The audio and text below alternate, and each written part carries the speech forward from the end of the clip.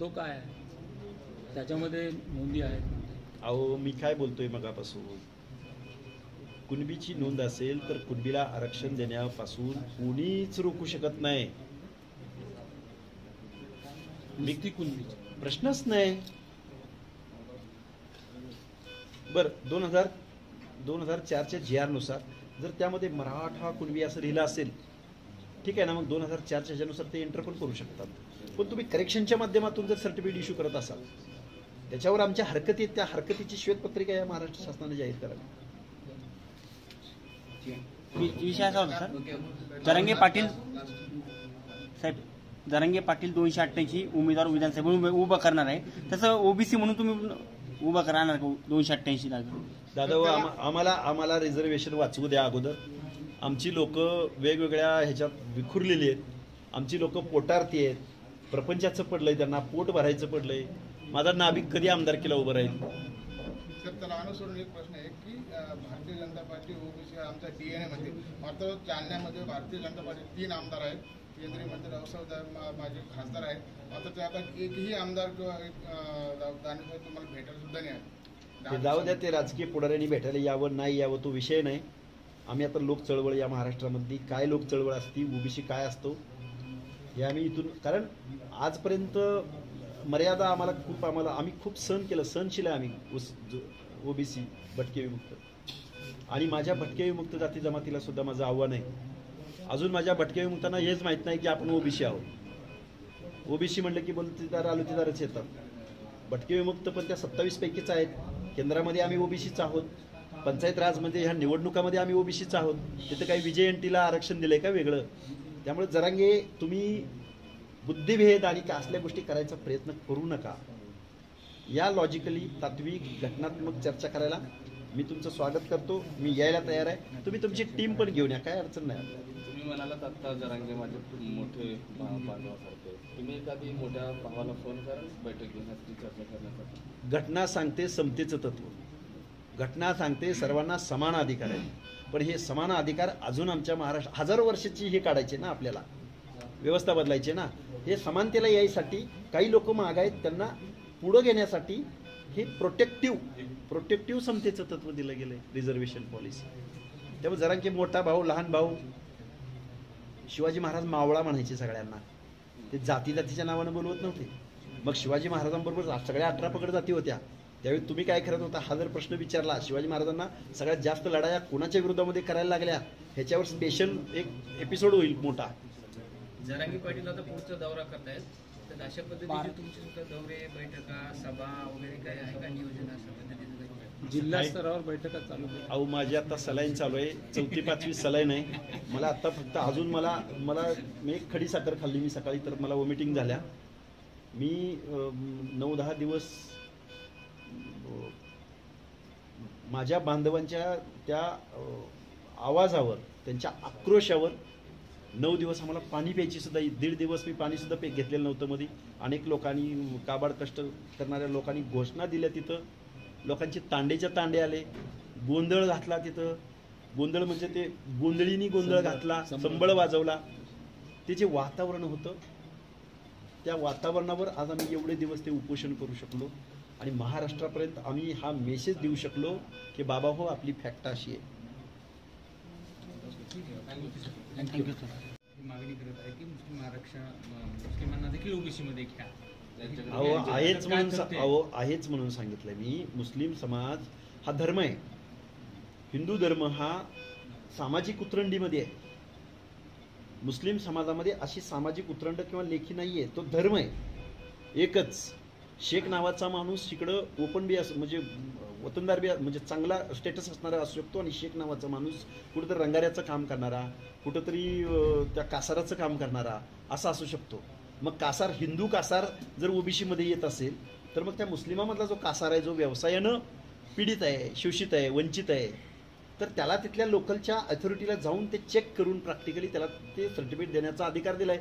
मी आयोगाचा सदस्य असताना मी ज्यावेळी जिल्हाधिकाऱ्यांसमोर ज्यावेळी मी आढावा बैठका घेतल्या, त्यावेळी मी डायरेक्ट तशा पद्धतीचं मी किती तुमच्याकडं प्रकरण आहेत, किती ॲप्लिकेशन आले, किती लोकांना तुम्ही नकार दिला, किती लोकांना तुम्ही होकार दिला, नकार दिला असेल तर तुम्ही का दिला, आणि होकार दिला असेल तर कोणत्या कारणाने दिला, याचे मी प्रत्येक जिल्ह्याला आढावे घेतलेले आहेत.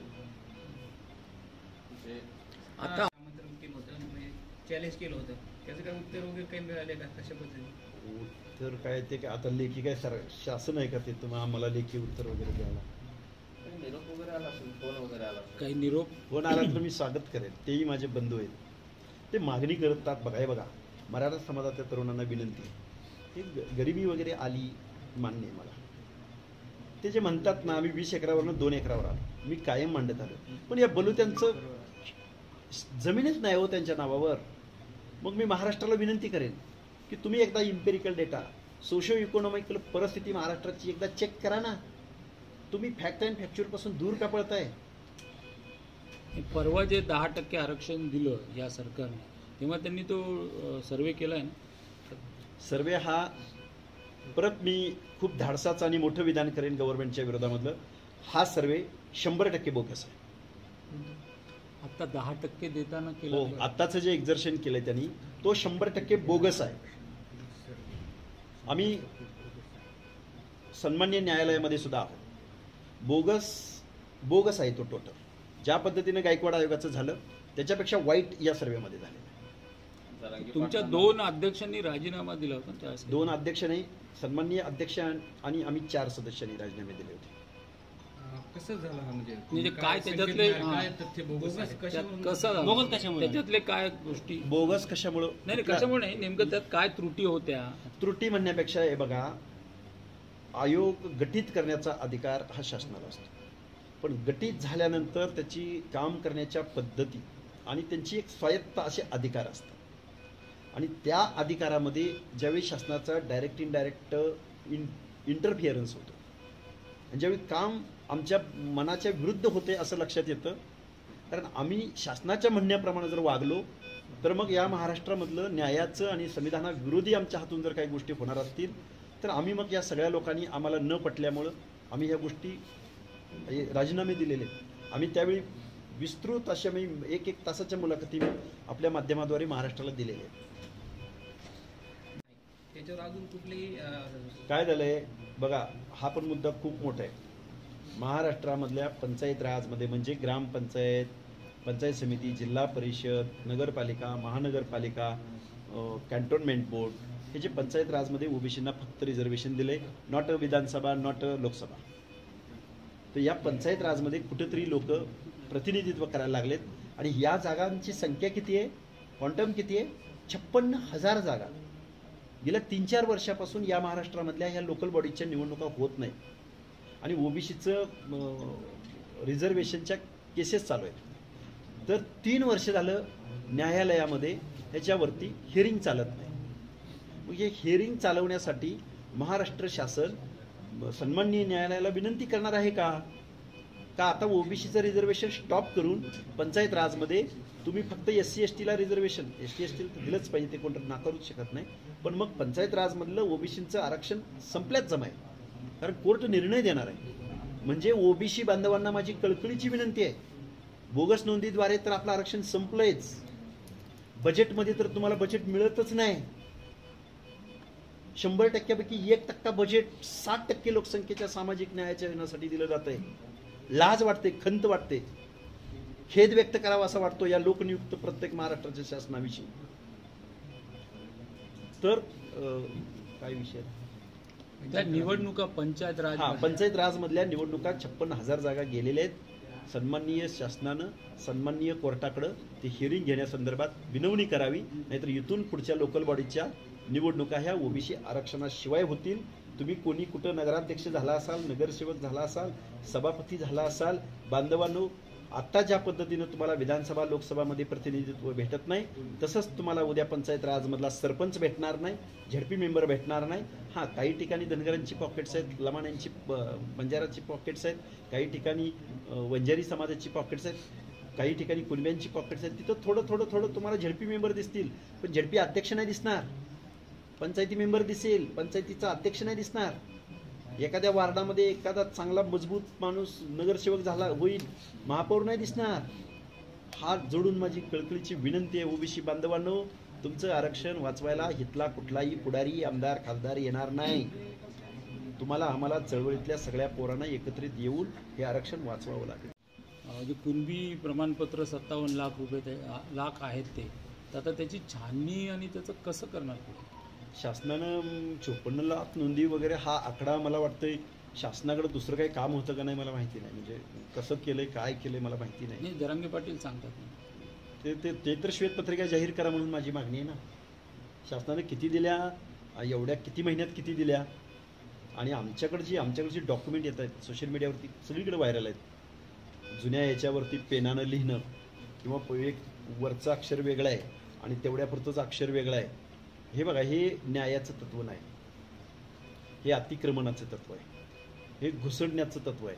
पण माझं म्हणणं एक आहे, तमाम माझ्या महाराष्ट्राला एक म्हणणं आहे, रिझर्वेशन हा एकमेव उपाय नाही दादा. मायबाप सरकारनं मनात आणलं तर माझ्या मराठा बांधवांच्या तरुणांच्या बेरोजगारीसाठी वेगळ्या उपाययोजना करू शकतात. त्यांनी केलेले आहेत. सन्माननीय अजितदादा पवार आणि अण्णासाहेब पाटील आर्थिक विकास महामंडळातून बिनव्याजी कर्ज, कोण JCB घेतोय, कोण काय घेतोय, बिनव्याजी कर्ज 10, 20, 25 लाख, मी डिटेल बोलीन त्यावरती पण परत कधीतरी, एवढं दिलं जातं. आमच्या महाज्योतीला साधं स्कॉलरशिपला पैसे मिळत नाहीत, वसंतराव नाईक महामंडळाला नाही निधी मिळत. तांडा पाडा वस्ती योजना आमची ती बहुजन कल्याण खात्यातर्फे तांडा वस्ती योजना नाही मिळत निधी. ही फॅक्ट आहे या महाराष्ट्राची. मग आता मराठा समाजाला मग कसं आरक्षण मिळणार? मी काय म्हणलं दादा, आरक्षण काय एकमेव उपाय आहे का? मराठा समाजाला आरक्षण मी मगाशी सांगितलं तुम्हाला, सामाजिक स्थितीगती, लिटरेचर, इतिहास, तुम्हाला इथल्या व्यवस्थेमध्ये गावगाड्यामध्ये सामाजिक सापत्न भावाची वागणूक जर माझ्या मराठा बांधवांना इथल्या व्यवस्थेकडून दिली जात असेल, त्यांचं प्रतिनिधित्व, त्याचा परिणाम त्यांच्या प्रतिनिधित्वावर झाला असेल, त्याचा परिणाम त्यांच्या एज्युकेशनवर झाला असेल, त्याचा परिणाम त्यांच्या नोकऱ्यांवरती झाला असेल, त्यांच्या सामाजिक मागासले असल्याचा, तर अशा या सगळ्या पॅरामीटर्समध्ये जर तो परफेक्ट बसत असेल तर त्याला रिझर्वेशन कोणच रोखू शकत नाही. मुख्यमंत्री रोखू शकत नाही, पंतप्रधानही रोखू शकत नाही. साध्या सिंपल गोष्टी आहेत. सदेश्वरीचं हे मग कुभांड रचलं गेले का काही विशिष्ट? हे बघा, असं मिळत नाही तर तसं मिळत नाही तर तसं.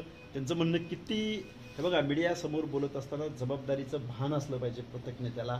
मी 80% मराठा ओबीसीत घुसवलं आहे आणि आता 20% सगळ्या स्वैराच्या अध्यादेशाद्वारे घुसवणार आहे. ही जी स्टेटमेंट आहेत, या स्टेटमेंट ओबीसीच्या मनामध्ये भीती चिंता नाही निर्माण होणार.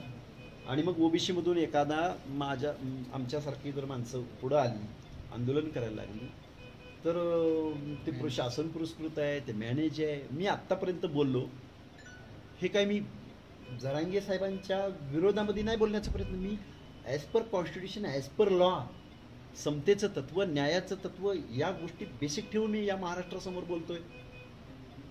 जरांगेच्या मागणीहून काय अंदाज असतो? त्याचा हेतू वेगळा असावा का? हेतू त्यांचा निवडणुकीचा असू शकतो. लोकसभेच्या कालावधीमध्ये त्यांचं वर्तन पुऱ्या महाराष्ट्रानं बघितलेलं आहे. आता 288 जागांचं डिक्लेरेशन करणं, तुम्ही 288 जागा लढवून निवडून येऊन सत्तेत येऊन काय करणार आहात? तुम्ही नाही आहेत का सत्तेमध्ये? तुमची आमदारांची संख्या कमी वाटते का तुम्हाला? सरासरी 180, 288 पैकी 160 ते 180 मराठा आमदार राहतात. फक्त मराठा आमदार त्या सुप्रीम कोर्टात, मी नाही माझं पद, मी तर सांगेनच, पण सुप्रीम कोर्टाची त्यावरती मोहर आहे. त्यांनी त्या जजमेंटमध्ये त्याचा उल्लेख केलेला आहे. त्याचा अभ्यास करावा. चळवळीची लढाई ही डेप्थवरती, ज्ञानावरती, नॉलेजवरती लढली जाते. लढाई कोण लढतोय आणि त्या चळवळीचं आउटपुट काय असतं याच्यावर यश अपयश अवलंबून असतं. जरांगेंच्या आंदोलनावरती काही खास करून मराठा समाजातले सुद्धा विचार मोठे गप्प आहेत का? त्यांचा काही गप्प आहेत, pressure आहे? निश्चित गप्प आहेत, पण त्यांनी गप्प आळीमिळी गुपचिळी म्हणू नये. पवार साहेबांशी माझी एक 2-3 महिन्यापूर्वी लोकसभेच्या अगोदर फक्त एक 10 मिनिटासाठी भेट झालेली होती. त्या भेटीमध्ये पवार साहेब मला 2-4 वाक्य बोललेले होते. पण मला जे बोलले ते त्यांनी जर या महाराष्ट्रात बोलले असते तर मला असं वाटतंय की ओबीसीच्या मनामधलाही संभ्रम गेला असता आणि मराठा समाजातल्या तरुणांमध्ये पण एक चांगला मेसेज गेला असता. आपला नेता जर असं बोलत असेल, काही इन्फ्लुएन्स आहे महाराष्ट्रावर त्यांचा. या महाराष्ट्राचे नेते आहेत. मंडल आयोगाची अंमलबजावणी महाराष्ट्रात पवार साहेबांनीच केली. हे बघा, सर्वोच्च न्यायालयानं सन्माननीय न्यायालयामध्ये खूप मोठी लढाई लढली. हो, नंतर 9 बेंच. 9 बेंचच्या हां. खंडपीठातर्फे निर्णय आला. पण ते तो मुख्यमंत्री- हे बघा सांगतो ना, पवार साहेब तत्कालीन मुख्यमंत्री होते. महाराष्ट्रामध्ये त्याचं प्रथम अंमलबजावणी झाली. देशात झाली ना सगळीकडं, फक्त महाराष्ट्रातच मंडल आयोग अंमलबजावणी झाली होती, मग देशामध्ये असं नाही ना. ते जरांगे आत्ता बोलताना असं म्हणाले की त्यावेळेस त्यांनी जी चूक केली ती आता नाही, यांनी चूक- करू नये, कशी चूक केली त्यांनी, असं ते म्हणाले. आता ते काही म्हणतात. चूक केली, हे केलं म्हणजे म्हणजे जरा असं मराठा समाजाला ओबीसी मध्ये मंडल आयोगात घ्यायला पाहिजे होतं असं त्यांचं. अहो ते निकष झाले पाहिजे. सर्वे झाला त्यावेळी. मंडल आयोग बिंदेश्वरी प्रसाद मंडल, BP मंडल यांनी देशभर दौरा केला. तत्कालीन परिस्थितीमधल्या त्या राज्यातल्या तज्ज्ञ विचारवंत. बरं, याच्याही पलीकडे जाऊन सांगू का साहेब, सगळ्या महाराष्ट्राला माझी विनंती आहे, न्यायमूर्ती PB सावंत यांचं ह्या आरक्षणासंदर्भातलं एक तेच जजमेंट देण्यामध्ये होते महाराष्ट्रामध्ये. त्यांचं सुद्धा खूप याच्यावरती चिंतन आहे, मनन आहे. त्यांनी सुद्धा रिझर्वेशन पॉलिसीविषयी खूप लिहिलेलं आहे. माझ्या मराठा समाजातल्या तज्ज्ञ विचारवंत मंडळीला माझं आव्हान आहे, आपण महाराष्ट्रात उगं पॉलिटिकली इंटेन्शननं किंवा काहीतरी इंटेन्शननं तुम्ही काम करू नका. आरक्षणामुळं खूप काही मोठं, आरक्षणामुळं आमचा आदिवासी बांधव आजही लाजरा बुजरा, आजही वाड्या, असं नाही आहे. फक्त एक पर्याप्त म्हणजे प्रतिनिधित्वाचं हे रिझर्वेशन आहे. थोडं लोक पुढे यायला लागलेत. कुठं पंचायती मेंबर, कुठं झडपी मेंबर, कुठंतरी एखादा सुतार. अख्ख्या महाराष्ट्रामध्ये फिरल्यानंतर एखादा सुतार मला कुठंतरी सरपंच दिसतो. एखादा कुंभार मी अजून ऐकलं नाही की कुंभाराचा सरपंच झाला. काल तुम्ही एक मागणी केली होती की